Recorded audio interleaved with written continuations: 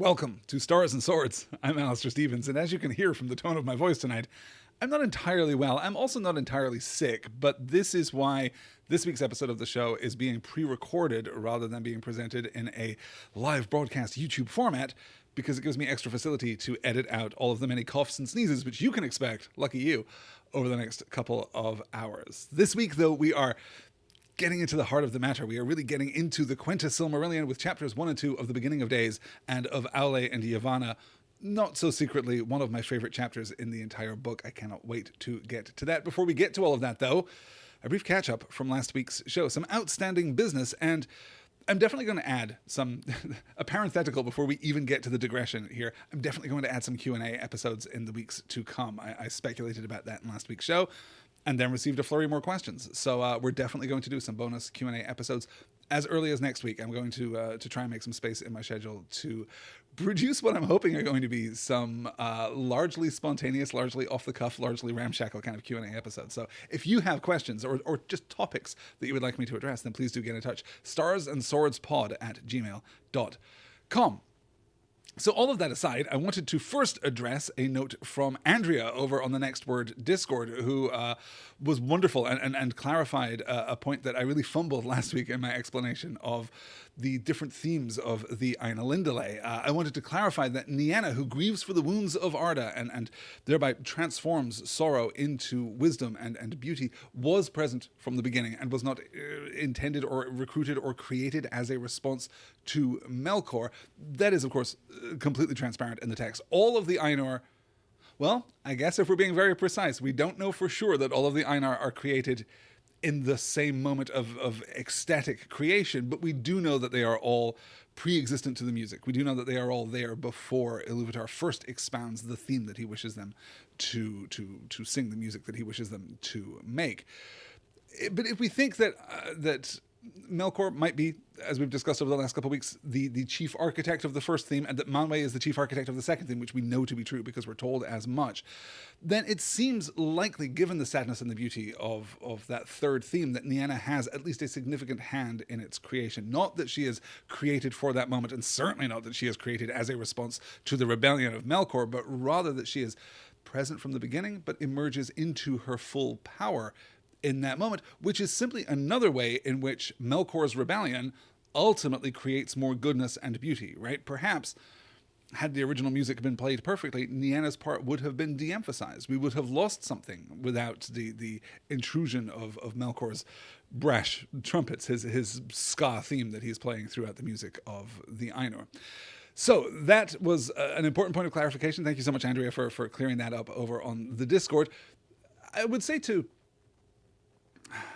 that this has been rolling around in my head, and I'm not completely sure that I want to commit to this as an interpretation, but I will offer it as a possibility. How about that? When we think of the way that Iluvatar is depicted during the performance of the music, right, as he stands and raises his left hand after the first theme but before the second, and then stands and raises it, looks stern, raises his right hand before the third theme, that we might be able to interpret, as we discussed back in the first session, we might be able to interpret from that some kind of emotional response to what is happening. And it's possible that the music is just not that difficult for us to emotionally parse, that perhaps the metaphor handed by the Ainur to the elves that has now passed to us here in the present is just a fairly straightforward kind of emotional metaphor, right? We have the first theme, Melkor raises in rebellion, and the smile is simply, oh, okay, cute. It's the tolerant smile of a parent, right? Let's do this properly. Manwë, would you like to show him how it's done? And then we get the second theme, and then we get the stern face of Iluvatar, which perhaps indicates that actually we need to take this more seriously, that actually the response that comes in the third theme needs to accommodate Melkor in a way that perhaps wasn't fully anticipated. And I know that when we get into anticipation, we're talking about free will and predestination and the limits, honestly, of Iluvatar's knowledge within a space and time that is neither a space nor a time, right? This moment before the creation of Ea, the creation of Arda specifically, exists outside of space and time. So we're not completely sure even how the progression of cause and effect would really take place if we were to have full understanding, full cognizance of what happens during that moment. All of this, of course, is filtered to us through metaphor from the Valar into the minds of the elves and thence all the way down to us. But I think there's something. I think there's something there. I think, if we can see Melkor's ska trumpets in the first instance giving way to Manwë's bagpipes, right? The airiest of all instruments there.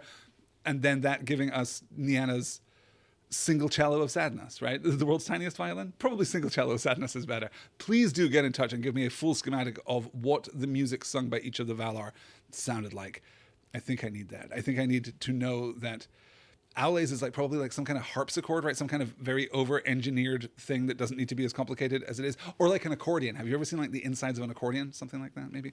Get in touch and let me know your thoughts. Secondly, as we progress through the outstanding business here, I mentioned last week my curiosity about the word corn as it's used in Yavanna's introduction back in the Valaquenta, and I'm glad to say that my Tolkien knowledge did not let me down. I was suspicious of the usage of that word, and I was right to be suspicious.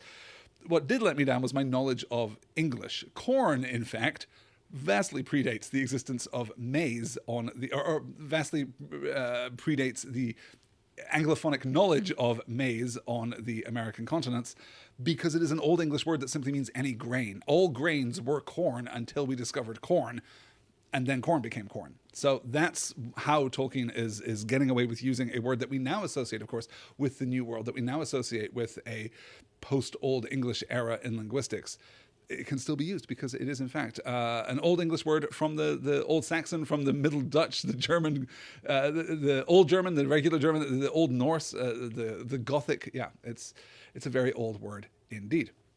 I also got a note from Sarah, which is going to be particularly relevant to this week's reading, who isn't alone in struggling with the sheer number of names present in the Valaquenta, but who in particular wanted to take issue with the introduction of the Maiar formerly associated with Aule and then with Melkor, Sauron, who is also called Gorthar the Cruel, because, to quote Sarah's admirable and enviable brevity, no, he isn't.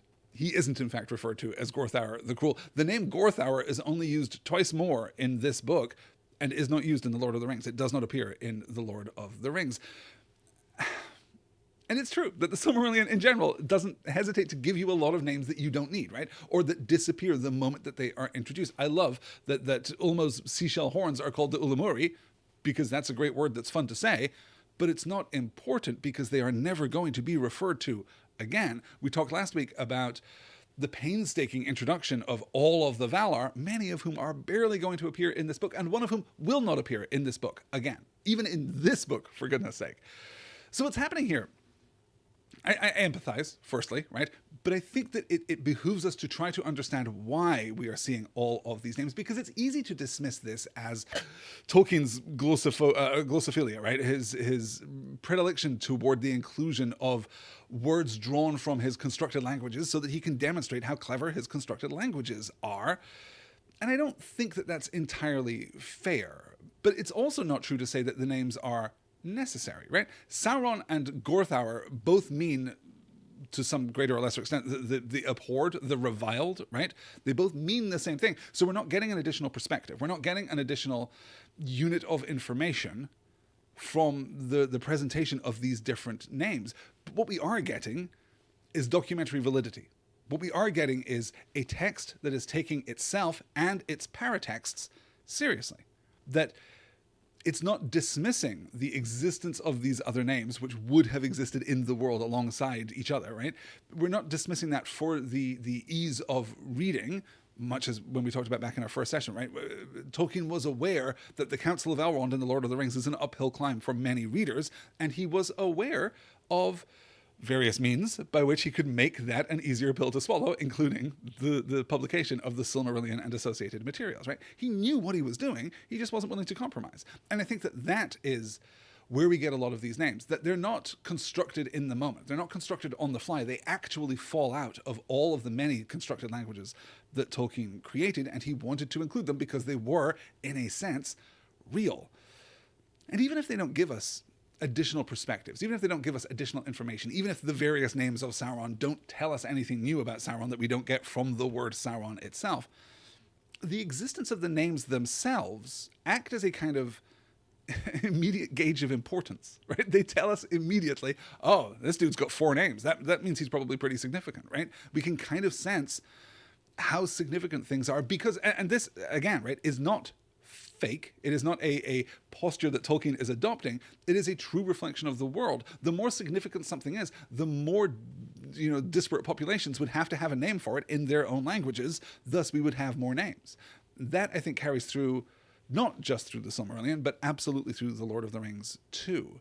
So I do understand it is tough. I generally think, because the other side of this, right, is that Tolkien also doesn't try and play tricks on you. He's not going to refer to something 4 chapters later by a name that was one of the minor names that was introduced. If he does that, he's going to frame it out, so-and-so who is called so-and-so, this place that is also known as this place. He will give you all the information you need to parse it, but it is daunting to try and remember all of the names, so I would encourage you to remember one.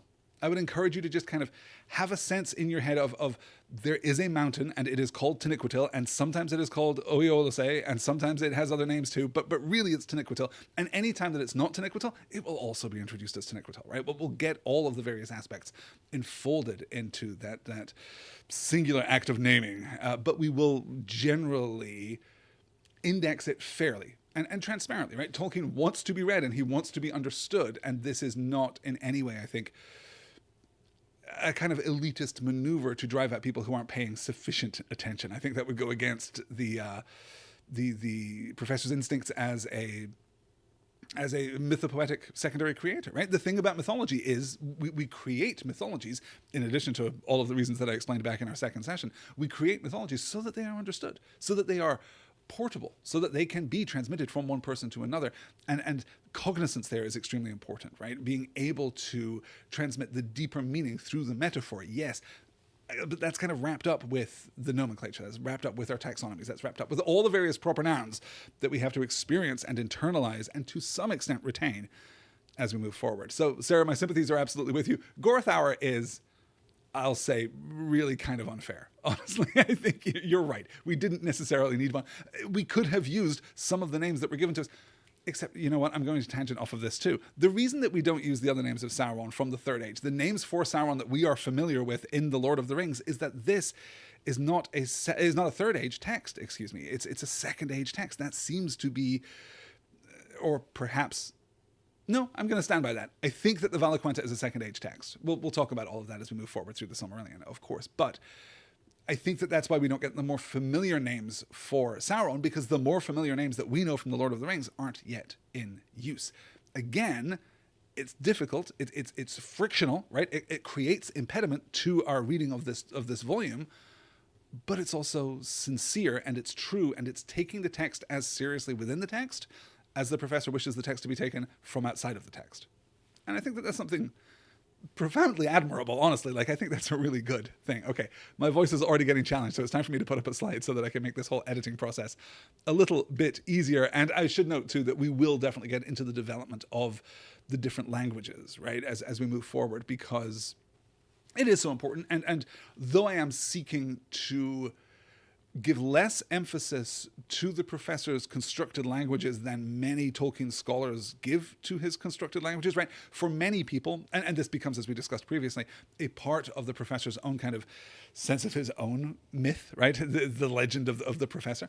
There is a degree to which we see these stories as basically playgrounds for the languages that he constructed. And I've never been convinced that that is as true as many modern scholars and as the professor himself in his later years claimed. As I said, back when we see the origins of the Legendarium, right? When we see the first stories that can later be tied into the Legendarium, there's no trace there of his constructed languages. That's not what they are for. They are stories in their own right. The Hobbit is a story in its own right that later is enfolded into the Legendarium, which Tolkien describes as like acquisitive, right? That is, he's almost crediting the Legendarium with a hunger for his other work there.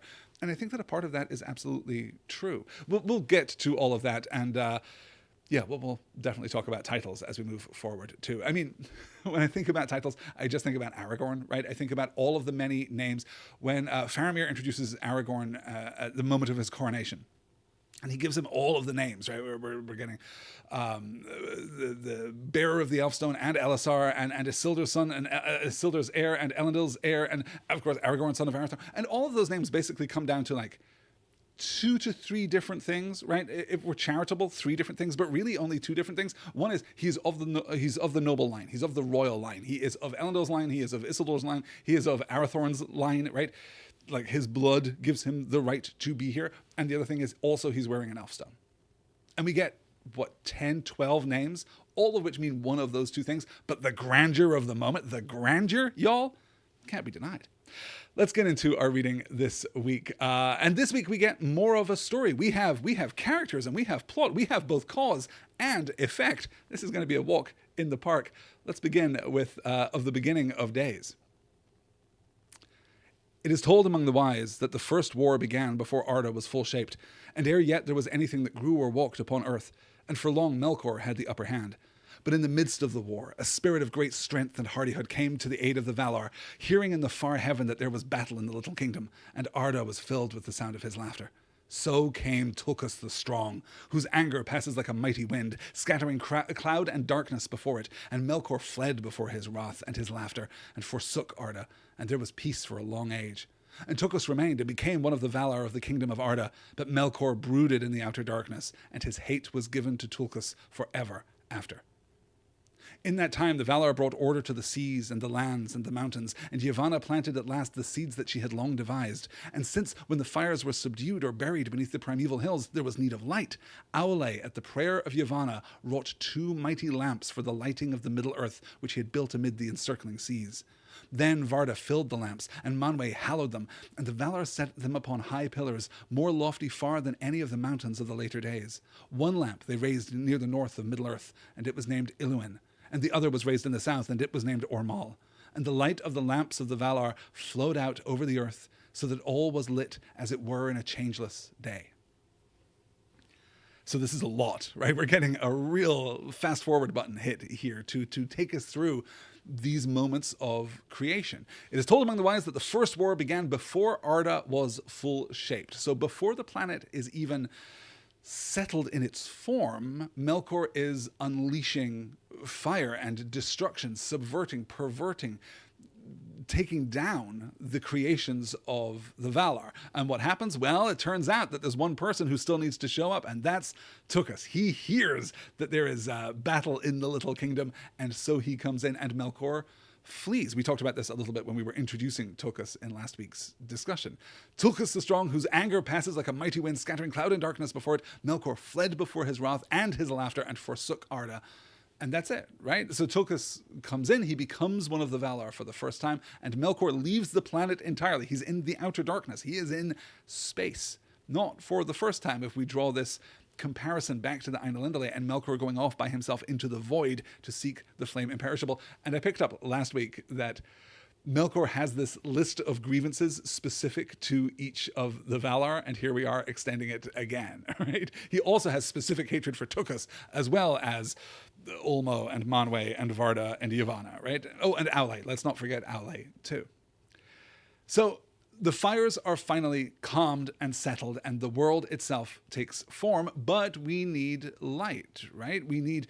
Yavanna is planting the seeds that she had long devised. Well, the seeds need light to grow, so we collaborate. Aule at the prayer of Yavanna, right? So Yavanna is looking at the world and saying, you know what we need? We need some light. That's the only way that the things of my domain, the things which grow, are going to flourish here. So she goes to Aule, her husband, and says, we need you to make some lamps. We need some light here. So he makes these gigantic lamps, I guess, and Varda fills them with her light, right? That is Varda's gift, is she still possesses the light of Iluvatar.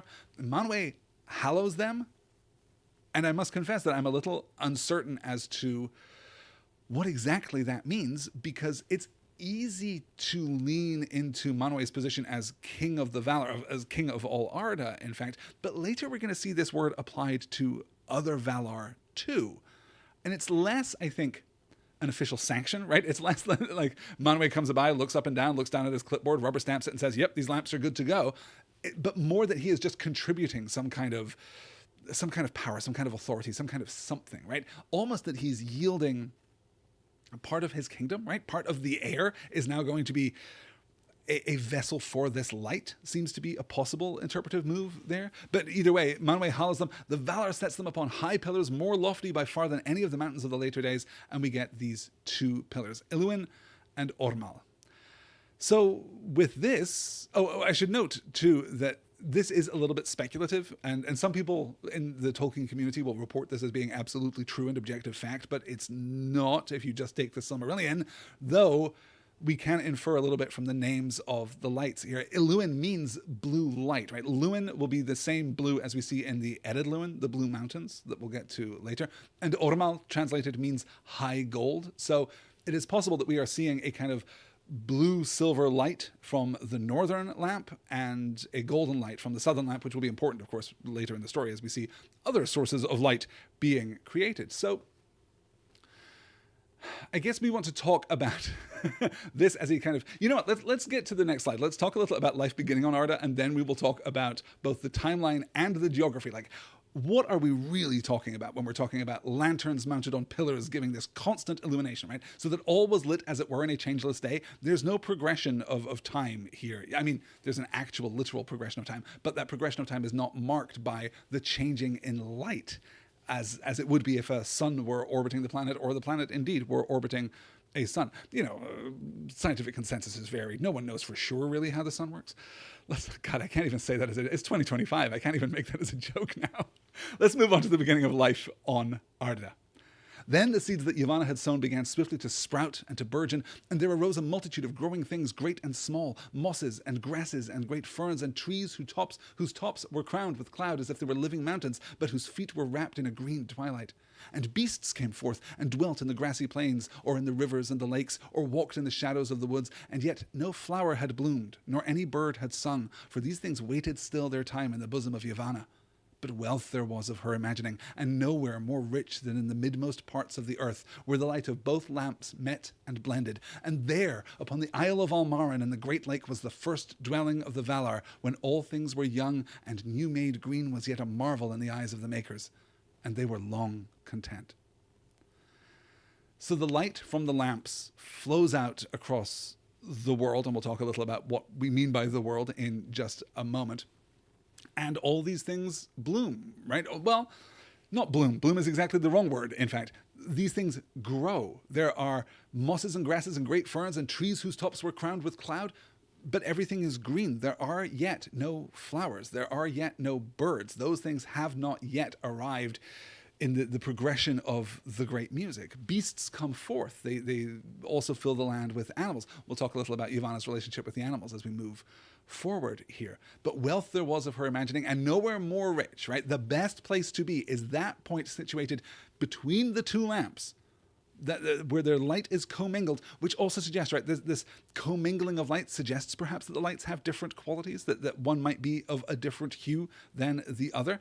The midmost parts of the earth, where the light of both the lamps met and blended, and there upon the Isle of Almarin in the great lake was the first dwelling of the Valar. So this is where the Valar live, beginning their existence here on Arda. So we should talk a little about what Arda really looks like during this period. This takes us, of course, into the contentious and speculative realm of Tolkienian cartography. So I guess, okay, before we get to the cartography, let's establish our timeline, just so we have a sense of where we are in the progression of the growth and evolution, if you like, of Arda. So let's take a look at the timeline to date. So far, we've had Ea, we've had that moment of creation, and we are here in the days before days, right? This is, well, let me frame this out first by saying that some people get super hung up on the timeline. Some people really want to know exactly how many years pass between different events, and I don't really care about that. I will go into it and I will explain it as it comes up, but I'm happy to accept things as a straightforward sequence rather than trying to gauge exactly how many years pass between these two things. So this is not presented obviously with dates associated, but rather just the sequence of events, right? First we have Ea, we have that moment of creation. Then we have the long period when the Valar labor in the outer dark as they labor to create the galaxy or whatever it is that they are creating, right? All of the universe, and then Arda itself. And then we have, Tukas coming in, and we have, I guess actually we have, I should note here too, these are Vailian years, the days before days and the years of the trees are Vailian years. That just is a particular time period that is sometimes used. I'm really mentioning this because in corners of the Tolkien fandom, part of the days before days, the part between the creation of the lamps and the destruction of the lamps, which we'll get to in just a moment, in fact, are known as the years of the lamps or the age of the lamps. And that isn't good Tolkien scholarship. That is not canon. That is a fan term created by the Canadian scholar David Day, who is a constant thorn in the side of serious Tolkien scholars, particularly those who get very pedantic about some of the early world building that Tolkien was engaged with. So we don't refer to the years of the lamps. We don't refer to the age of the lamps. We do refer to the Vailian years, being the years including the days before days and the years of the trees, which we'll get to in a bit. But what's more important is that this is where we are now, right? So the days before days include all that active initial creation, but not Ilúvatar's initial creation, right? Not the Ea moment, but everything that the Valar have built since then, and the First War, and the arriving of Tukas, and the defeat of Melkor, and the spring of Arda. That's where we are right now. We are in the spring of Arda.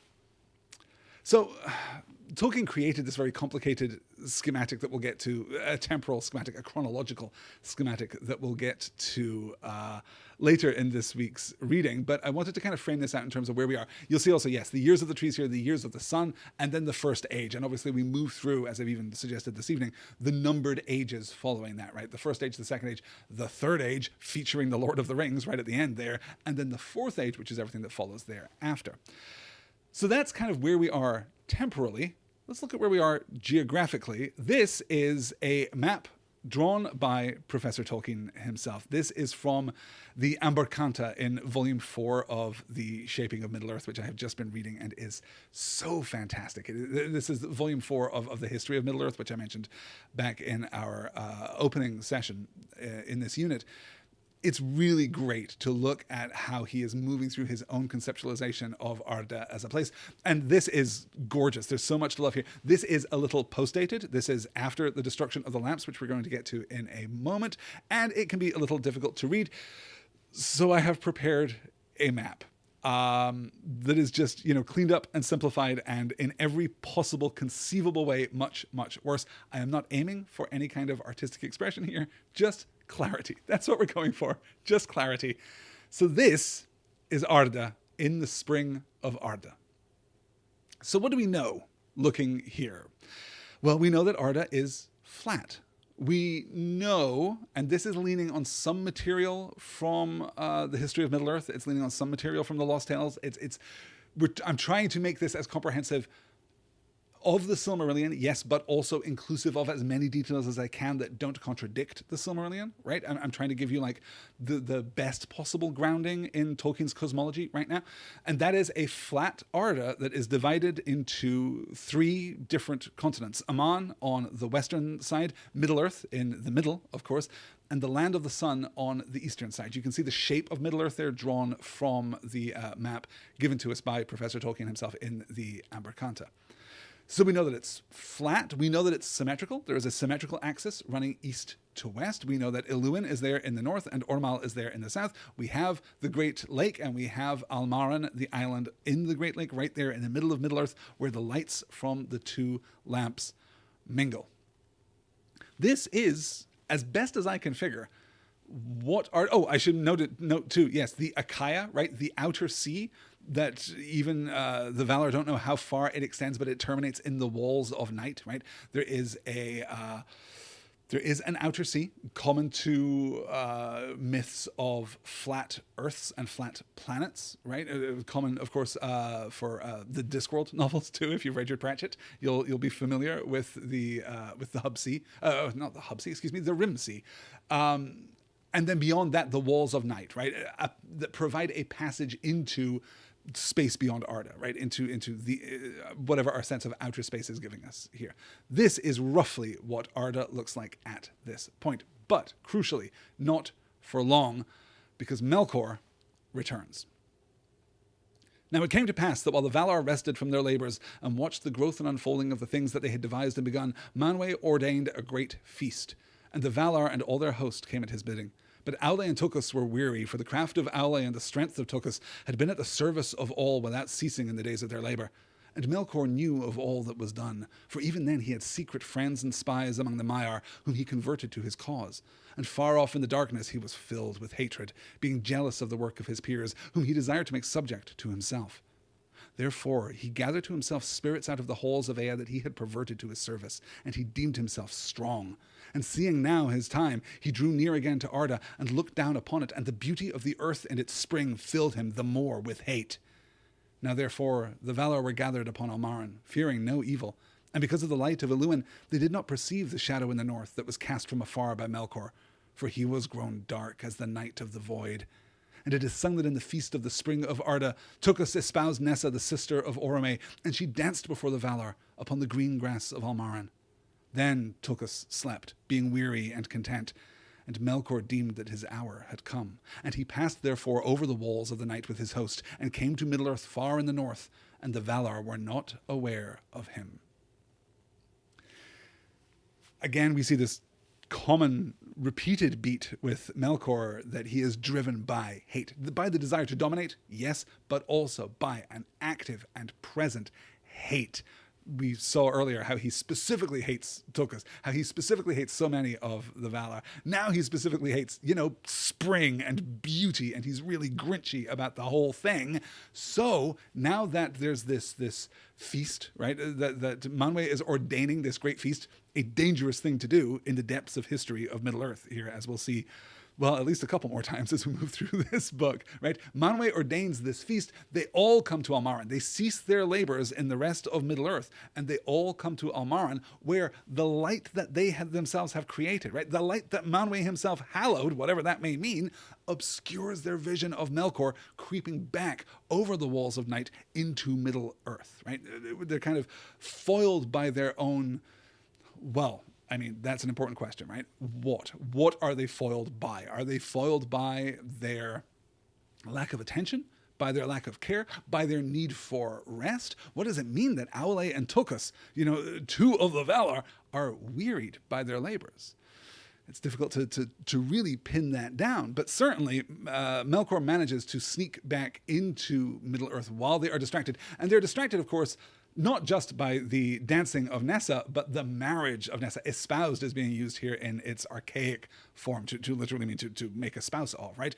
Tukas here marries Nessa, the sister of Orome, and she danced before the Valar upon the green grass of Almaran. So the taint of the darkness has come back in. And we'll note here too that to the extent that we can be fairly confident, the darkness here is not a metaphor, right? The light of Ilúin prevents the Valar from seeing the actual shadow of Melkor, right? The actual darkness. He was grown dark as the night of the void. He is bringing that darkness with him, a feature that we often associate it with evil forces within Tolkien's Legendarium. There's one outstanding thing here, right? We know that he has secret friends and spies among the Maiar. We discussed this a little last week, but you'll remember that when he even raises his voice during the song, when he raises his voice in rebellion, many are silenced, but some are kind of charmed. Some kind of like that ska sound, and they want to hang out with Melkor, and they ally themselves to him, and some of them are still active here with the other Valar, amidst the other Valar. Let's remember that it's not just the Valar who are resident here upon Almaran, but also many of the Maiar, right? Many of the Maiar who are attendant to them. And we don't know how many there are. There could be legitimately thousands. There could be tens of thousands of Maiar for all that we know. We get so few names, but there's no way of really being sure how many have accompanied the Valar into Arda and how many have rebelled and are working with Melkor. But we do get this really interesting. Therefore, he gathered to himself spirits out of the halls of Ea that he had perverted to his service.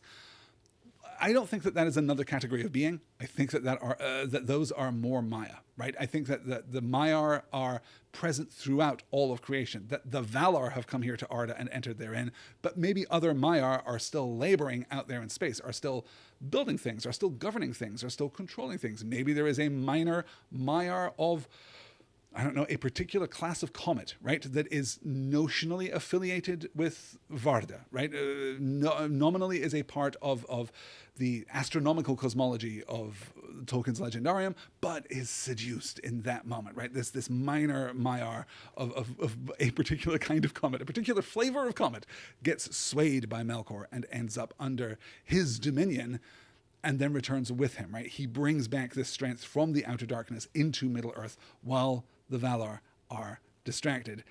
And of course, there's only one consequence of this. There is an inevitable consequence to this, and it is the real, I think, active marring of Arda. Now Melkor began the delving and building of a vast fortress deep under earth beneath dark mountains where the beams of Iluin were cold and dim. That stronghold was named Utumno.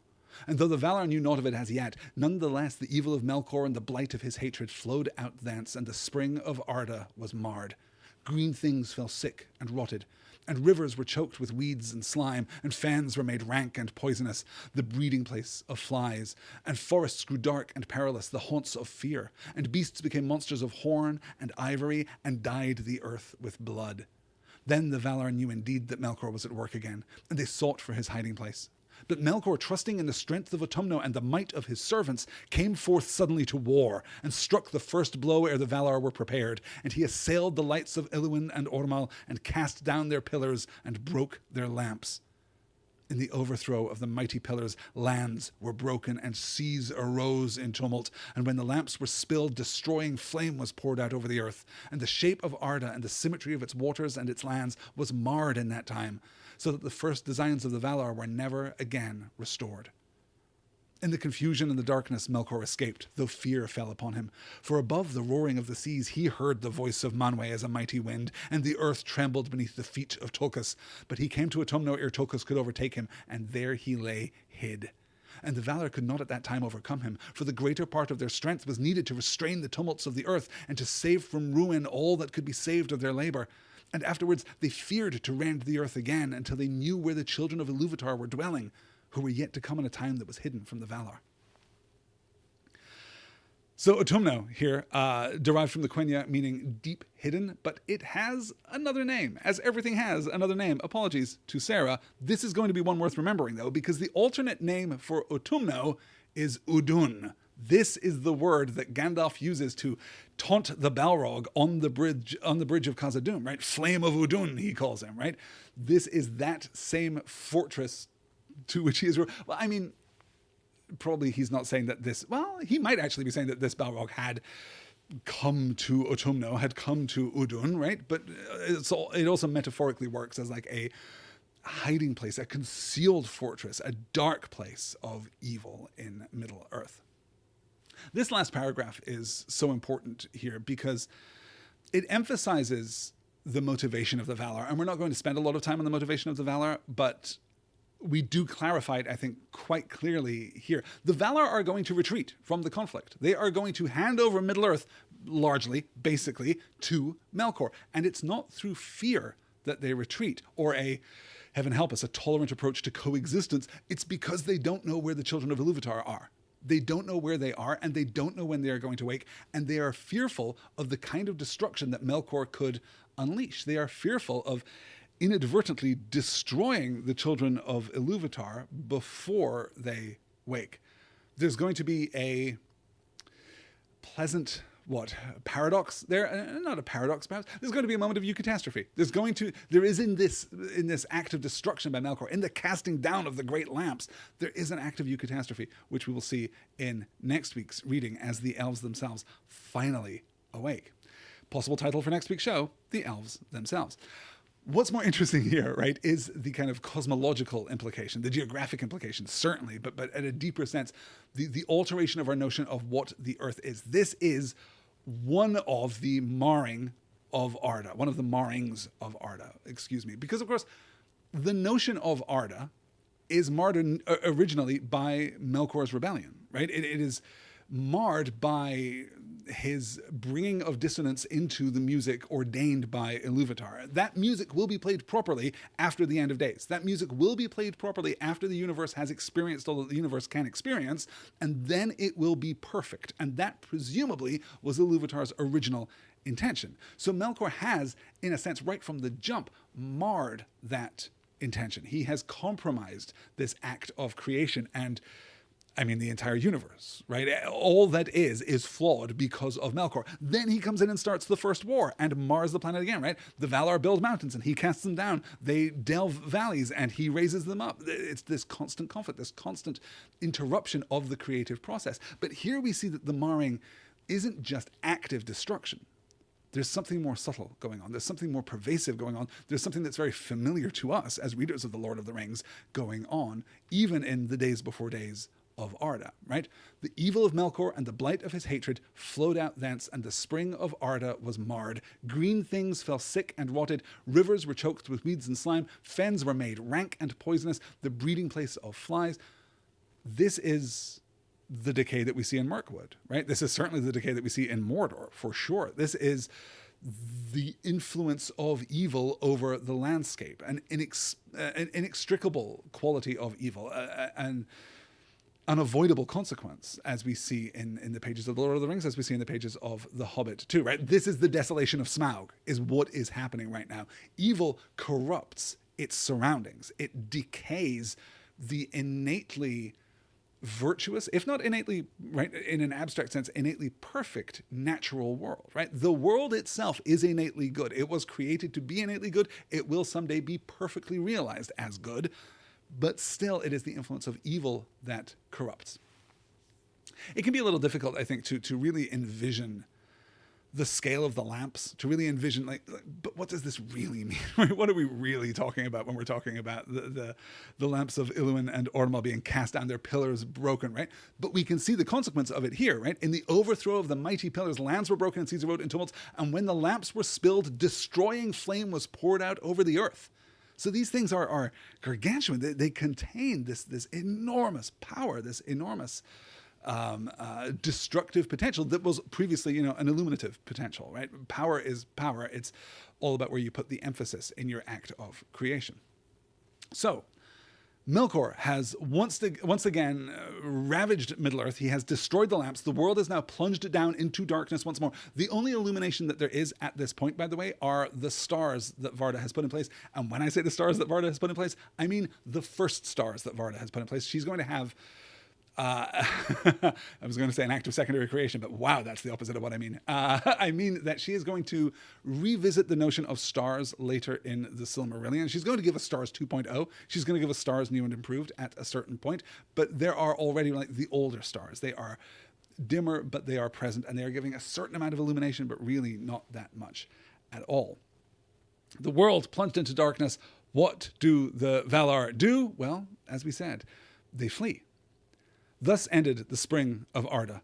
The dwelling of the Valar upon Almaran was utterly destroyed, and they had no abiding place upon the face of the earth. Therefore they departed from Middle-earth, and went to the land of Aman, the westernmost of all lands upon the borders of the world, for its west shores looked upon the outer sea that is called by the elves Ikaya, encircling the kingdom of Arda. How wide is that sea none know but the Valar, and beyond it are the walls of night. But the east shores of Aman were the uttermost end of Beligare, the great sea of the west. And since Melkor was returned to Middle-earth, and they could not yet overcome him, the Valar fortified their dwelling. And upon the shores of the sea they raised the Pelori, the mountains of Aman, highest upon earth. And above all the mountains of the Pelori was that height upon whose summit Manwë set his throne. Taniquetil, the elves name that holy mountain, and Oiolose, everlasting whiteness, and Elarina, crowned with stars, and many names beside. But the Sindar spoke of it in their later tongue as Amon Uilos. From their hall upon Taniquetil, Manwë and Varda could look out across the earth, even into the furthest east. Behind the walls of the Pelori, the Valar established their domain in that region which is called Valinor. And there were their houses, their gardens, and their towers. In that guarded land, the Valar gathered great store of light and all the fairest things that were saved from the ruin, and many others yet fairer they made anew. And Valinor became more beautiful even than Middle-earth in the spring of Arda. And it was blessed, for the deathless dwelt there. And there naught faded nor withered, neither was there any stain upon flower or leaf in that land, nor any corruption or sickness in anything that lived, for the very stones and waters were hallowed. There's that word again, hallowed. So, practically, the Valar depart from Middle-earth and go to Aman, the western continent, as we saw before. They raise a barrier mountain range called the Pelori. In the middle of that mountain range, they raise Taniquetil, that will be the throne itself of Manwë and of Varda, from which they can look out across the earth, even into the furthest east. And we'll remember from our previous discussion that when they are together, Manwë can see further than any other being upon Arda, and Varda can hear better than any other being upon Arda, right? Together, they can meaningfully watch the entire world of Arda.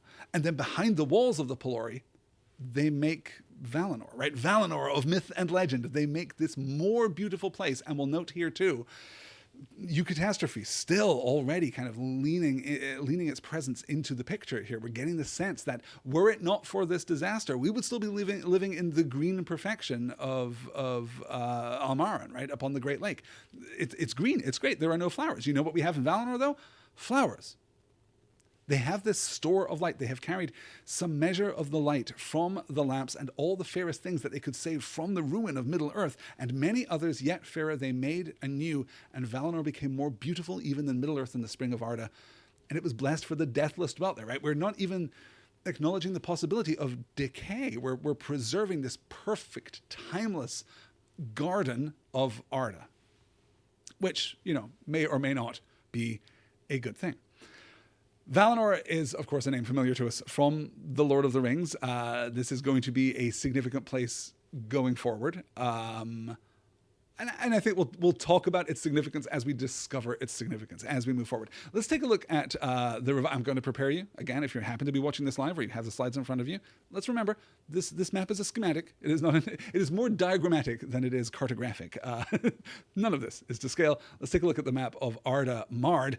So you can see here how the destruction of the lamps has now created seas, right? There are great craters have been created there. The southern sea of Ringel and the northern sea of Helkar, which, as I say, will be very significant in next week's reading. Almaran and the Great Lake have been completely destroyed, and all of the Valar have relocated into the west. To Valinor on Aman, you can see there the Pelori. Clearly, obviously, that dashed line there is meant to indicate a noble and magnificent mountain range. Nothing has happened in the east. You'll note that too, right? But still, we're... And presumably, more damage than this has been done, right? Presumably, this simple schematic is actually failing us in one very specific measure here, because we're told that the symmetry has been ruined, right? The world is no longer symmetrical north to south. We are instead seeing, confusion and disarray where once there was this ordered perfection. But we're not quite done building this new civilization out here in Valinor. We need to found Valmar itself. And when Valinor was full wrought, and the mansions of the Valar were established in the midst of the plain beyond the mountains, they built their city, Valmar of many bells. Before its western gate there was a green mound, Izelahar, that is also named Corolere, I guess. And Yavanna hallowed it, and she sat there long upon the green grass and sang a song of power, in which was set all her thought of things that grow in the earth. But Nienna thought in silence, and watered the mold with tears. In that time the Valar were gathered together to hear the song of Yavanna, and they sat silent upon their thrones of council in the Mahana. I'm going to trip over all of these tonight. I can just feel it. My throat is not completely up to the Quenya nor the Sindarin. The Mahanaxar, the ring of doom near to the golden gates of Valmar, and Yavanna Kementari sang before them, and they watched. And as they watched, upon the mound there came forth two slender shoots, and silence was over the world in that hour, nor was there any other sound save the chanting of Yavanna. Under her song the saplings grew and became fair and tall and came to flower, and thus there awoke in the world the two trees of Valinor. Of all things which Yavanna made, they have the most renown, and about their fate all the tales of the elder days are woven. Really interesting rhetorical strategy at the end of this passage, a narrative strategy for almost the first time here in the Silmarillion, right? A book that is predisposed to mythology and to history, but less to narrative. But now we're getting legitimate foreshadowing, right? Why are we telling you the story about the creation of Valmar upon Valinor? Why are we telling you the story of the Izelahar and the coming of the two trees? Oh, because all of the stories that you're about to hear are woven around these two trees. This is an actual unfolding narrative, right? This is, you'll remember, the Quinta Silmarillion. We are now in the tale of the Silmarils themselves. We have started telling an active story in a way that we didn't in the Ainulindale or the Valaquenta, right? Those are different texts written at different times. This is part one of an ongoing narrative. Izelahar is a name meaning green mound. Corolere is the Quenya version, meaning mound of summer. Mahanaxar, the ring of doom, right? The court of the Valar. This is court, I think, in the royal sense, though doom, of course, is used here to mean judgment, so it also has aspects of a court in a legalistic sense. This is where the Valar sit on their thrones and meet in council, and in the center of that meeting, and again, you may struggle, as I struggle, with notions of scale at this point, right? how big is the Mahanaxar? How big is Elahar? How big are the trees? This is a thing that has foxed and baffled Tolkien scholars since basically the publication of the Silmarillion, right? How large are they? If you watched the flashback in the first episode of The Rings of Power, you will see that there, the designers, as you might expect from that show, have given the trees an incredible magnitude, right? The 2 trees of Valinor are just huge, so that the light that is shining is akin to the light from the sun, right? It has the same feeling, which I understand, because they're not going to artificially light the rest of that show in order to account for a non-solar kind of illumination or quality of illumination, right? So it's both a practical decision in one sense, but also like the most obvious artistic decision that you could make. But I don't know how we reconcile all of this. We do have to remember that the Valar are not necessarily limited to being human-sized or even elven-sized. They can be as large as they want. So we can envision a Mahanaxar that accommodates the mound of Azalahar and the 2 trees, and is still like operating at a scale whereby they are close enough, large enough, and close enough to converse, right? Within the Ring of Doom. I don't completely know how to conceptualize this visually. Luckily, it's not my job to conceptualize this visually. We just get to look at the text on the page, the magic of the written word. I do want to talk, obviously, about the creation of this, right? Let's note first, when Valinor was full wrought and the mansions of the Valar were established, right? We have talked about the mansions of the Valar just in passing before. Obviously, we're familiar with Manwë and Varda's little pad up there on the top of Taniquetil. I'm thinking it's like very modern. I'm thinking it's very like mid-century. It's super chic. They probably have like a hot tub. It's very chill up there, right? We also know about the halls of Mandos. We also know about the gardens of Lorien. We also have had suggestions of the halls of Niana. So we know that there are residences, or we can infer from that there are residences for each of the Valar in Valinor that are themselves distinct. But there's also this city, Valmar of Many Bells. Why do you need a city if you each already have your houses? Well, because the Valar are not the only people in Valinor, right? We also have the Maiar. We also have, a provision of community. There's also a sense of constructing something here. So we build the city Valmar of Many Bells. Also, this is a gathering place. We can get together here in the Mahanaxar and talk. We can deem the doom that must be deemed here all together, near to the golden gates of Valmar.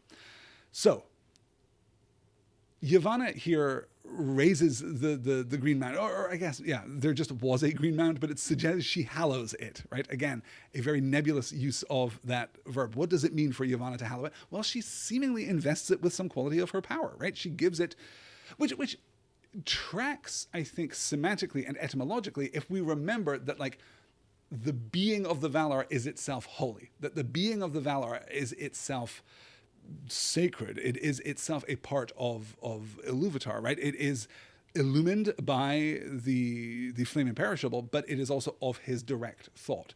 So maybe just, that investment of power and sense of being does count as hallowing something, right? If you are sacred and you invest your power in something, then that thing becomes sacred too. So she sits there and she sings this song of power in which was set all her thought of things that grow in the earth. She's thinking of all of the plant life of Middle-earth.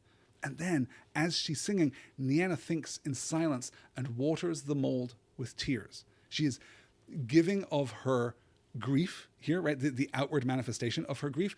And that is performing that transmutation that we discussed in last week's session. Niana here is bringing sorrow. She is experiencing, she is acquainted with the grief of the Arda that has been marred now by Melkor, by the loss of their home on Almaran, right? By all of the suffering and the sorrow that has been experienced.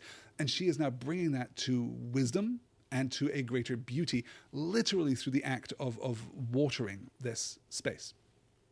And I was thinking about this a little last week, actually. I'm going to pull this slide for just a moment as I indulge in a little bit of creative speculation here.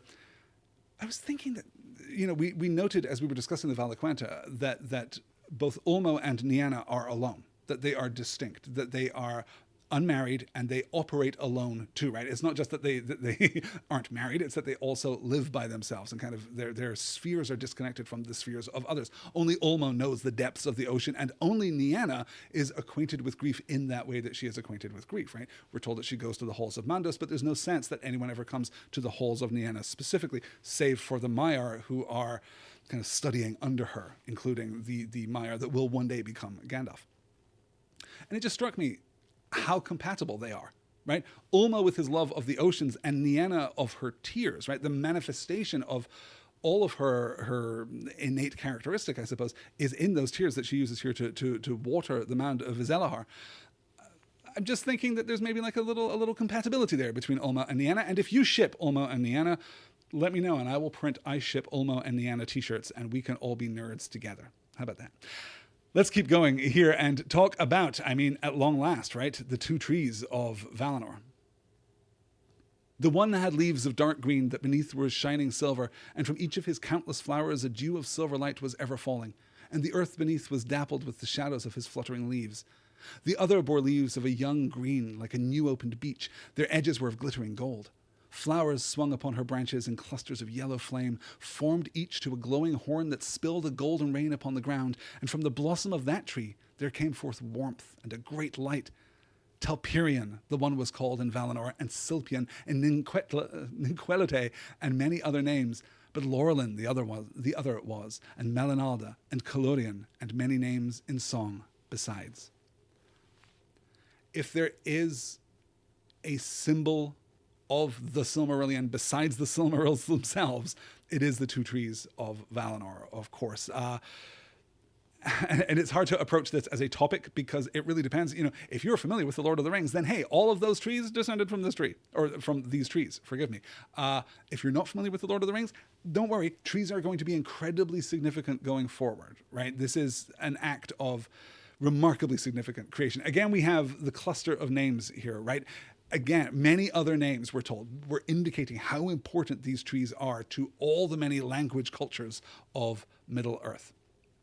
Telperion and Silpion both simply mean silver tree. Ninquelote means white flower or white blossom, I guess. Laurelin is said to mean song of gold. Marinalda means tree of gold. And Calorian means red gold garland. So again, we're not getting like different perspectives. These are just different names for the same thing. Different names from the same perspective almost.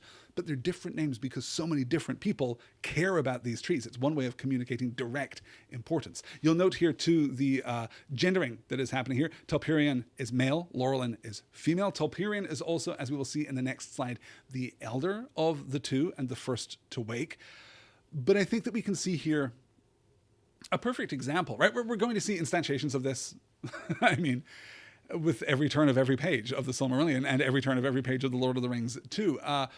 This is absolutely an encapsulation, I think, of Tolkien's approach to gender. There is a stark gender binary. There are male things and female things. There are men and there are women, and they are different. And everything that is like good and virtuous and noble belongs firmly to one camp. And of course, here in 2025, we can kind of, at the very least, raise a few skeptical eyebrows about that as a philosophical position. But, and this is the crucial point of disambiguation that I want to make here, I don't think that makes Tolkien's appreciation of women less considered or less intentional or less purposeful. I think that it is very clearly all of those things. He presents to us this perfect balance. He does not have to present to us a Valerian pantheon that contains an equal number of men and women, right? Most of the pantheons of the classical world did not, in fact, have that. He is making a conscious choice to split the powers on Earth between men and women equally. He's making a choice here to have not one tree, but two trees. Not one lamp, but two lamps. Here we can see perhaps the echo of those original colors, right? We've got the silver of Telperion, the white of Telperion, and the gold of Laurelin, perhaps conceivably echoing the two colors associated with the lamps in the north and south. So yes, there is a gender binary happening here, but we see again and again, as we see with Manwë and Varda, as we see with Ali and Yavanna, as we're about to see with Ali and Yavanna, assuming that I can get to those slides tonight while my voice holds out, we see again and again the complement of the masculine and the feminine. So yes, it is reductive, right? Yes, it is simplistic. Yes, it ignores a kind of more progressive and a more inclusive space, a spectrum of gender identity and gender manifestation. But in its binary, it is at least dismissive of neither. It is at least admiring of both. I think that that's an important thing to recognize here on the page in front of us as we move forward. Let's talk about the trees lighting then, and then we'll get into our discussion of, Vailian Standard Time, the discussion you've all been waiting to have, I'm sure. In 7 hours, the glory of each tree waxed to full and waned again to naught, and each awoke once more to life an hour before the other ceased to shine. Thus in Valinor twice every day there came a gentle hour of softer light, when both trees were faint and their gold and silver beams were mingled. Telperion was the elder of the trees and came first to full stature and to bloom. And that first hour in which he shone, the white glimmer of a silver dawn, the Valar reckoned not into the tale of hours, but named it the opening hour, and counted from it the ages of their reign in Valinor. Therefore, at the 6th hour of the first day, and of all the joyful days thereafter, until the darkening of Valinor, Telperion ceased his time of flower, and at the 12th hour, Laurelin her blossoming. And each day of the Valar and Aman each day of the Valar and Aman contained 12 hours, and ended with the second mingling of the lights, in which Laurelin was waning, but Telperion was waxing. But the light that was spilled from the trees endured long ere it was taken up into the airs, or sank down into the earth, and the dews of Telperion and the rain that fell from Laurelin Varda hoarded in great vats, like shining lakes, that were to all the land of the Valar as wells of water and of light. Thus began the days of the bliss of Valinor, and thus began also the count of time. And when I'm talking about the way that Tolkien approaches this gender binary with respect and humility, well, this is a perfect example of that, right? Telperion is the elder. Telperion, the masculine of the two trees, is the first to wake. But when he shines alone, we don't count it. It's only when he is shining in concert with Laurelin that we begin the count of years, right? That is the count of time. We start marking the progression of time that is extremely complicated. Let's break the math a little bit here. Each of the trees, right, taken independently, is on a 7-hour cycle, right? So it takes 7 hours for them to wake, to wax to their full brightness, and then to wane back to darkness again, and then they sleep for 7 hours too before returning to light. But it's not the case that Telperion has 7 hours and then Laurelin has 7 hours. They overlap by 1 hour at the beginning and the end. So the last hour of Telperion's light is the first hour of Laurelin's light, and vice versa. That gives us a 12-hour day with two of these very special hours of low light where both trees are shining, when the beams are intermingled here. So we have the low light time, right, when both are shining. Then we have waxing into and waning from the full brightness of Telperion. Then we have another hour of the light where they are intermingled. Then we have the full waxing into Laurelin's grandeur, and then the waning of Laurelin's grandeur back again into that hour of commingled light. It's not that simple, though, because these hours, such as they're being described here, they're not our hours, they're Vailian hours. And as I said earlier, I don't really care about this, but this is a podcast about the Silmarillion, so we're going to have to talk about it.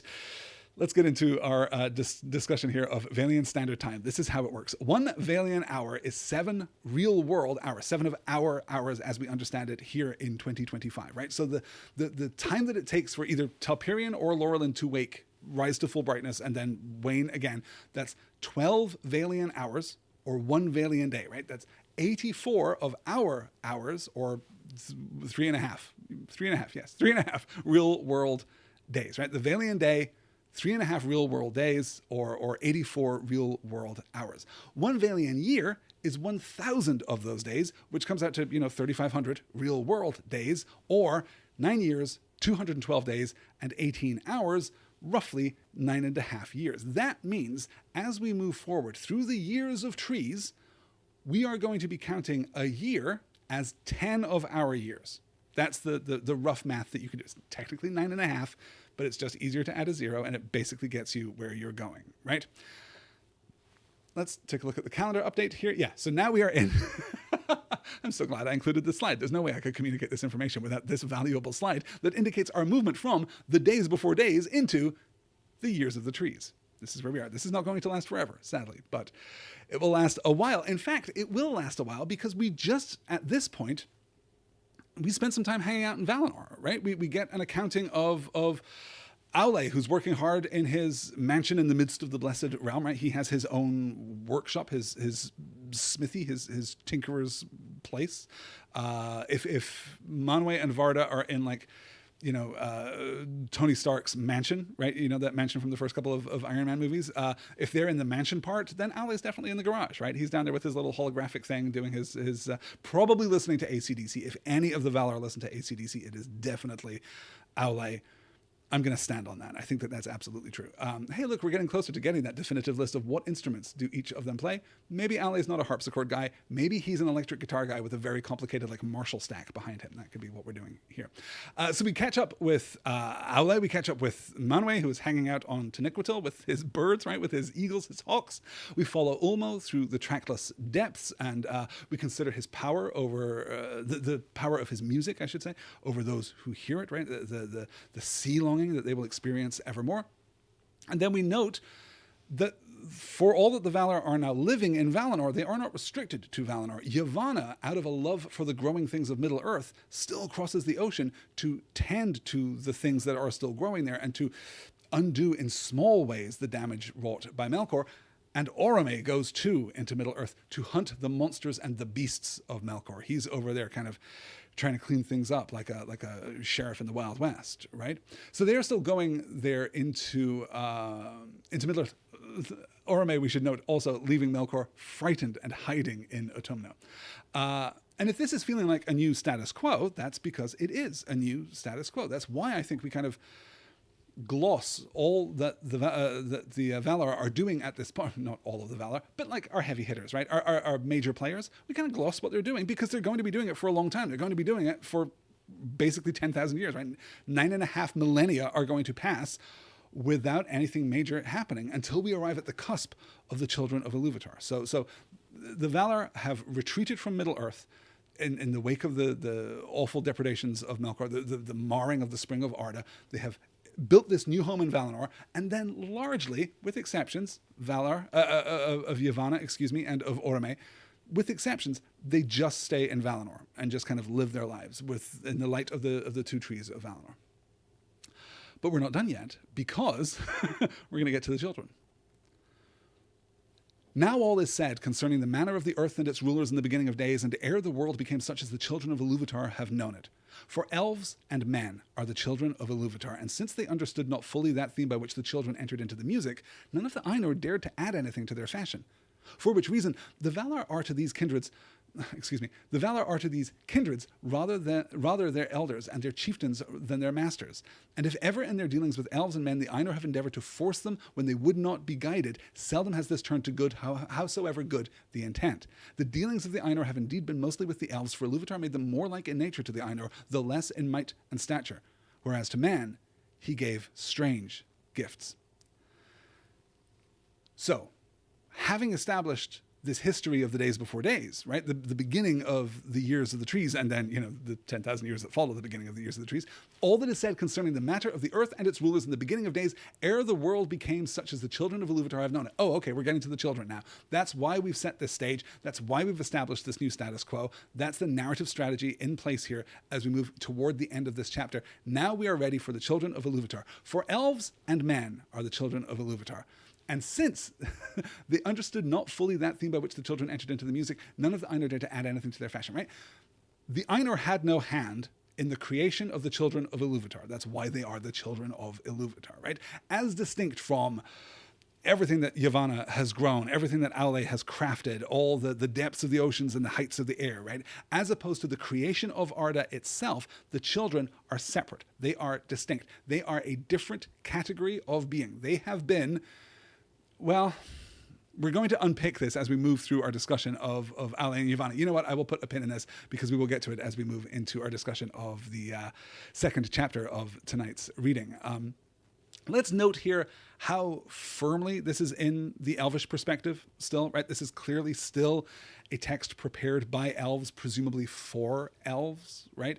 And note how that positions the Ainur. So, for which reason the Valar are to these kindreds rather their elders, and their chieftains than their masters, right? So the Valar do not see themselves as the lords and masters of the children of Iluvatar because they had no part in their creation, right? They had no authority over them. They were created by Iluvatar. The children of Iluvatar were created by Iluvatar. That, to some extent, makes them equals, kindreds, right, rather than elders, and chieftains rather than masters, right? They are still going to lead, but they cannot dominate. They cannot exercise an authority that supersedes the will of the elves or the man. And if ever in their dealings with elves and men, the Ainur have endeavored to force them when they would not be guided, seldom has this turned to good, howsoever good the intent. That's really interesting, right? Because that suggests an underlying philosophical consequence, right? That trying to force those things over which you have no authority is bad. That is a genuinely bad thing, right? That is, in effect, what Melkor is doing, and that is why bad things happen. Anytime you try to force the behavior of anything over whom you do not have actual, empowered authority, right? Because we must remember that this is a world in which kings have actual empowered authority, right? There is a social hierarchy in each taxonomic group, but that social hierarchy is kind of honorable and respectable and reciprocal, crucially, right? Kings have authority, but also responsibility. That's how that mechanism works, as we've discussed before here on Stars and Swords and in There and Back Again, too. Tolkien does render the kind of medieval myth of the good and benevolent king, right? You are the king because God says you're the king, and God says you're the king because you are the most appropriate person to be that. And you are going to give me the care in exchange for the fealty that I give to you. That is actually a relationship grounded in appropriate authority, and thus you can compel, right? You can command in that moment. But the Ainur do not have, the Valar here, do not have that relationship with the children of Iluvatar. They cannot command. So if they try to command, if they try to force the children of Iluvatar where they will not willingly go, where they would not be guided, seldom has this turned to good, howsoever good the intent. Even if you think you know better, you have to moderate your desire to command, right? You simply cannot dominate the will of others because it will inherently turn to evil. That is the thing that we see manifested again and again throughout the Legendarium and throughout the expanded works in particular, right? Through the Lord of the Rings in particular is what I'm really talking about here. But it is an inextricable part of Tolkien's worldview and philosophy right from the jump. That is the problem with Melkor, is that he seeks to dominate. And as we're about to see, that is what redeems, in a sense, or what excuses the actions of Aule.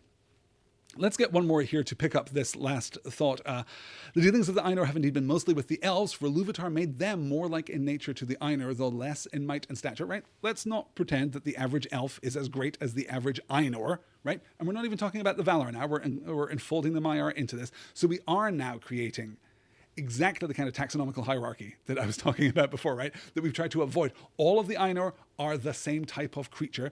Some are greater and some are lesser, but there's not a categorical difference, right? There is a categorical difference when we get to the Valar and the Maiar, but that's because the Valar are the most powerful of the Ainur who come into Arda. The Maiar are just less powerful than those guys, right? There's a first division set of Ainur and then a very much larger second division set of Ainur. But the elves are categorically different. They are of a categorically lesser form than the Ainur or the Valar, however we interpret that. I guess than even the Maiar themselves, right? The Maiar are just more powerful, greater in might and stature than the elves. Whereas to man, let's draw out this distinction, he gave strange gifts. This is not, again, kind of playful. It is a little playful, right? But it's not Tolkien being playful. It's Tolkien acknowledging, and this is a crucial point to understand as we go forward, that's really going to be relevant as we get into our discussion of the emergence of the children of Iluvatar. Elves don't understand men. They don't know what men are, and they don't know what happens to men when they die. Crucially, particularly, that is the most important thing, right? Elves kind of have a sense of what happens to them when they die, but men are something different, and they don't understand it. We'll talk about that as we move on. For it is said that after the departure of the Valar there was silence, and for an age Iluvatar sat alone in thought. But he spoke and said, "Behold, I love the earth, which shall be a mansion for the Quendi and the Atani. But the Quendi shall be the fairest of all earthly creatures, and they shall have and shall conceive and bring forth more beauty than all my children, and they shall have the greater bliss in this world. But to the Atani I will give a new gift. Therefore he willed that the hearts of men should seek beyond the world, and should find no rest therein. But they should have a virtue to shape their life amid the powers and chances of the world, beyond the music of the Ainur, which is as fate to all things else. And of their operation, everything should be in form and deed completed, and the world fulfilled unto the last and smallest. But Iluvatar knew that men, being set amid the turmoils of the powers of the world, would stray often, and would not use their gifts in harmony. And he said, these too in their time shall find that all that they do redounds at the end only to the glory of my work. Yet the elves believe that men are often a grief to Manwë, who knows most of the mind of Iluvatar, for it seems to the elves that men resemble Melkor most of all the Ainur, although he has ever feared and hated them, even those that served him. And I'm optimistic about getting to the second chapter that we want to cover tonight, but damn, we're going to have to spend some time on this one because this is incredibly important stuff. So, after the departure of the Valar, there was silence. You can imagine, right? The ominous silence in these halls outside of time and space, just the silence, because not all of the Ainur go down into Arda. We know that for sure from the Ainulindale. So Iluvatar is just there, and all of the other Ainur are there, and no one is saying a thing. Everyone is just maybe watching this distant bauble of being, of creation as it unfolds itself.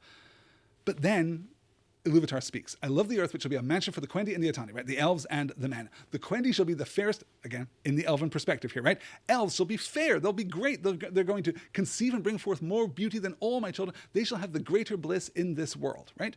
This is the role of the elves, to be of the world. They shall have and shall conceive and bring forth more beauty than all my children. But to the Atani I will give a new gift. And it is the gift of not belonging. It is the gift of not being of the world. Men should seek beyond the world and should find no rest therein, and they should have a virtue to shape their life amid the powers and chances of the world, beyond the music of the Ainur, which is as fate to all things else, right? Men are going to be given some power of agency. And it's really tempting to read this as free will. But I don't think that we should read it as free will because of the paradox of free will that we discussed. Was that back in our session on the Ainulindale? That seems like the most appropriate place to discuss it, but I'm not completely sure that that's true. Free will is only a paradox if you exist in linear time, right? If you accept that A flows to B, flows to C, and the decision that you make at A causes B and C. That is the paradox of free will. How can you exist in a universe where you have free will, but things are preordained? You have fate. You have a role to play in the unfolding universe. Well, that's not a paradox to Iluvatar because, as I just said, Iluvatar exists outside of the halls of time. He doesn't see this linear progression from A to B to C because A and B and C are all happening at once and have already happened. He gets to apprehend the entire unfolding universe, right? This is, I will credit again, the excellent book, The Consolation of Philosophy, by the Christian theologian Boethius. It is a fantastic read. It is also, I should note this too, because I don't generally say this when I'm talking about Boethius. It is incredibly readable. It is incredibly accessible. I will drop a link to the show notes. I will drop a link in the show notes, to the exact edition that I have, which is, I promise you, a breezy afternoon read that will stick with you for the rest of your life. It is a genuinely incredible piece of work and absolutely resolves this, right? It absolutely gives us this explanation that because Iluvatar is not bound by linear time, because he apprehends all things at once, and that act of creation is simultaneous and ongoing through all points in history, you can have free will in the moment, and that free will is enfolded into the greater structure of the universe as laid forth by Iluvatar, or as Boethius was saying, by God. But I mean, he was also thinking of Iluvatar, I'm sure, right? So we don't have that paradox. So it is not fair to say, I think, at this point, that elves don't have free will. But elves do have fate. They do have a role. They have a function. They have a purpose within the world.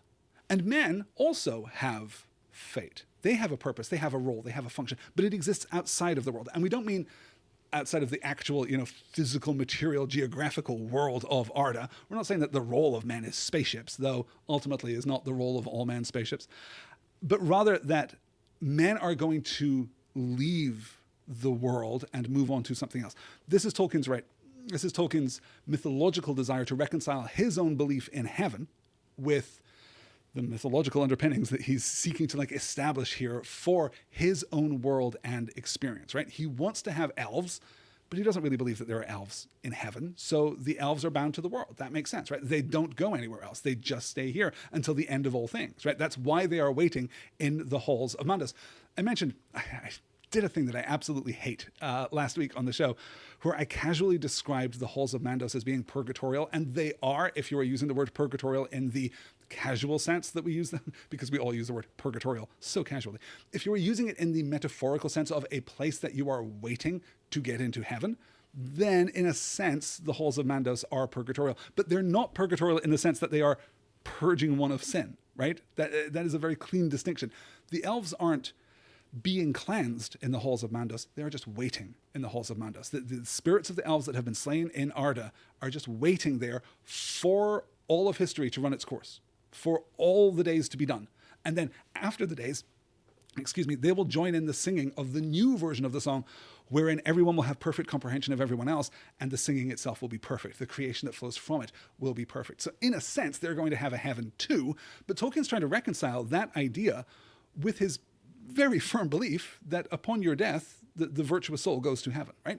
In exactly the same way as he credits the creation of the children of Iluvatar solely to Iluvatar and not to the Ainur, because he wants to have his pantheon, he wants to have his group of elder powers, but he doesn't want to imply that the human spirit, which he believes to be the offspring of the thought of God, right? A quintessential part of what he takes to be the real creative act, the birth of the universe. He doesn't want to sully that by associating it with these demigods, with these powers, with this pantheon, right? That's why philosophically, strategically in the Silmarillion, the Ainur are separate from Iluvatar, and the Ainur have a say in the act of all of creation except the children themselves. And even then, men are free from the world that is created for them because they have another purpose. They have this restlessness. They have this desire to search that will bring them into turmoil, right? Let's take a look. I'm going to call the slide back up just to take a look at that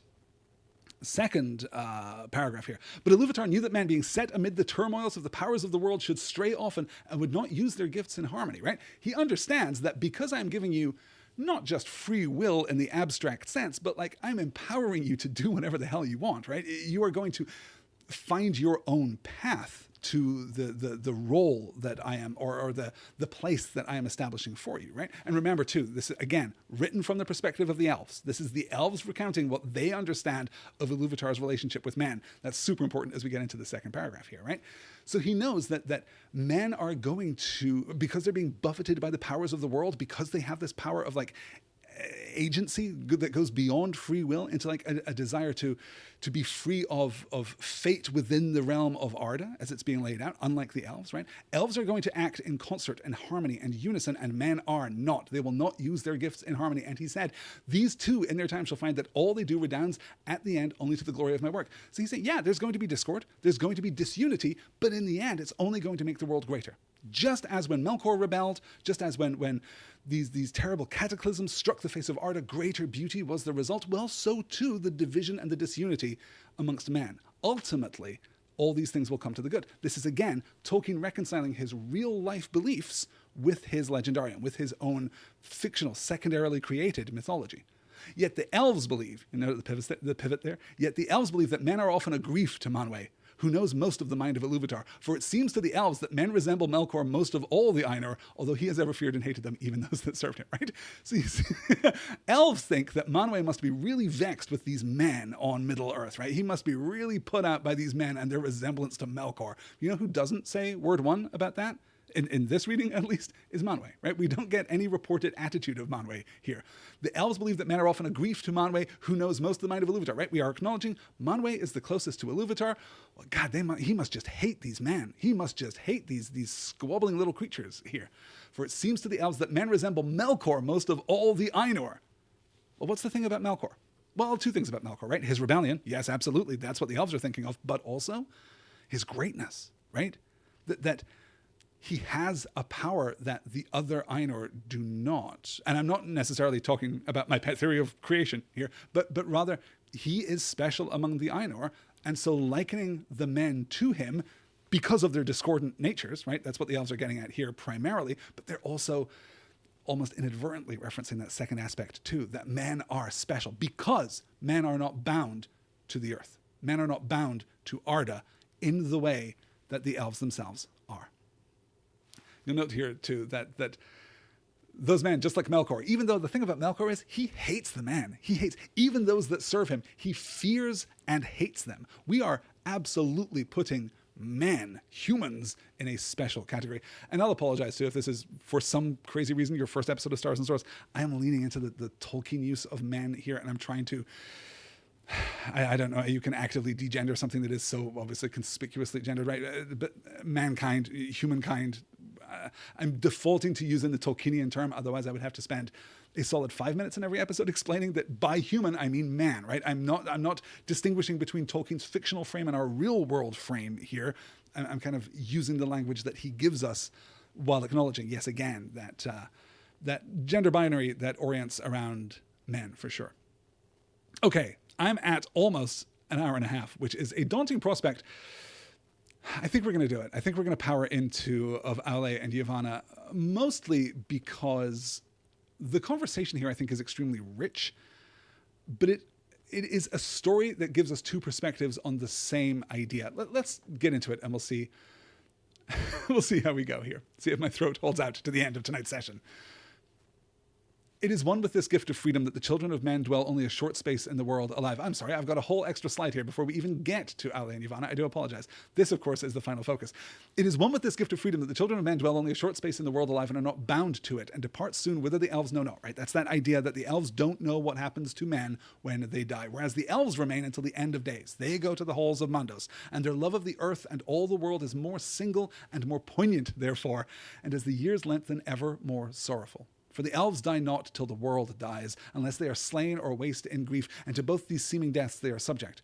Neither does age subdue their strength, unless one grows weary of 10,000 centuries, and dying they are gathered to the halls of Mandos and Valinor, whence they may in time return. But the sons of man die indeed, and leave the world, wherefore they are called the guests, or the strangers. Death is their fate, the gift of Iluvatar, which as time wears even the powers shall envy, right? But Melkor has cast a shadow upon it and confounded it with darkness and brought forth evil out of good and fear out of hope. Yet of old the Valar declared to the elves in Valinor that men shall join the second music of the Ainur, whereas Iluvatar has not revealed that what he purposes for the elves after the world's end, and Melkor has not discovered it. So, again, to reiterate, right? Men, when they die, they leave. They go somewhere else. They disappear. But we know that they are going to join the second music of the Ainur, right? That's the story that's been told. Also, that death is a great gift, right? The ability to leave the world and experience something new is a valuable thing. Death is their fate. The gift of Iluvatar, which as time wears, even the powers shall envy, right? If you've lived 10,000 years as an elf, even one of the great of the elves, you're going to start to wonder, well, is there something else? Is there a different life? Is there a different experience? I am bound here and bound here forever as this world is in decline, right? This is the other aspect of this that we always have to remember, is that Tolkien is a medievalist and thus believes that the world declines over time. It begins in perfection. You know, we talked about this a little as we were discussing the Valaquenta last week. We begin in perfection and fall into imperfection, right? The restoration that comes is only going to come at the end of all things. It's going to become after the end of days. Iluvatar has not revealed what he purposes for the elves after the world's end, and Melkor has not discovered it. An ominous note there, right? I love this contrast. I love how rich the contrast between the two is, because it situates the elves, yes, as the guardians, as the elder power, as the big sibling, the elder sibling of the men, right? The elves will come forth first, as we'll see, and the men will come thereafter. But the men occupy this special position, and that special position is transitory, that they are not in fact of the world. They are the guests, they are the strangers. They move on from this world in a way that the elves never can. Now, it is speculated pretty commonly by Tolkien scholars that in fact the elves do possess that same spark of spirit, that same fragment of the flame imperishable, right, of the secret fire that the men do, and thus they will also be enfolded, right? They are, God, I don't know, alive, right, in a really powerful way. and thus will be present at the second song of creation, the second music of the Ainur. But that is like a fanon explanation, right? That is just a lot of people who really like the elves wanting to believe that that is true and that there's a balance there, right? We'll talk much, much, much more about this as we move through the rest of the book.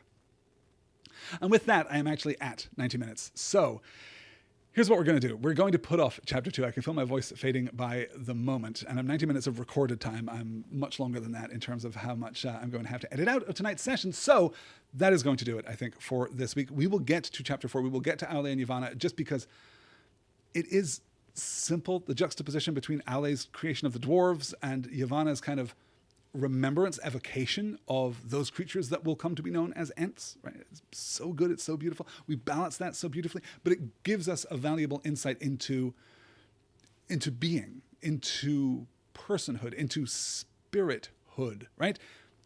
This is the question that we have to consider. This is the question that we're being invited to consider, even by tonight's reading. Do the elves have souls? Men pretty clearly have souls, right? And we don't have to lean on Tolkien's real life Catholicism to understand that. We can kind of get that. We can get the sense that when their bodies die, some ineffable part of them moves on to something else. They are not tied to the world materially the way that the elves are. So we are forced to ask, do the elves have souls? Do the dwarves have souls? Because that's a different case. That's a different creative act. Do the Ents have souls? That's a different act too. That's a different quality of being. Do the Valar have souls? Is that even like a meaningful thing for those infinite, immortal beings that have descended into Arda? Do the Ainur have souls? Are the Ainur simply souls? We can talk about all of that a little bit next week. Thank you all so much for joining me for this extended, and I know I presume at least somewhat hard on the ears version of Stars and Swords. Next week, we'll cover chapter 4. Let's say we'll cover chapter 4 and 5 next week, okay? We'll do Ale and Yavanna, 4 and 5. I'm getting so far ahead of myself. I mean, of course, 2 and 3 next week. We'll cover Ale and Yavanna, and we'll cover the awakening of the elves too. We'll get into that story too. That's great. That'll start us with a little bit of narrative, and then we'll get to do some more categorical study as we move through our understanding of the elves here. And we might even push forward. You know what? Probably read chapter 4 too. In my edition, chapter 4 is 2 pages. So go ahead and read a little about Malian, and we'll maybe just append that to the end of next week's reading and try and catch up. That doesn't seem so hard. I'm sure we can cover that next week. We'll all be hale and hearty next week, right? It's a deal. That is going to do it for this week's episode of Stars and Swords. Thank you so much for joining me. I hope that I've been able to edit out most of the terrible sounds that I've experienced over the course of the last couple of hours.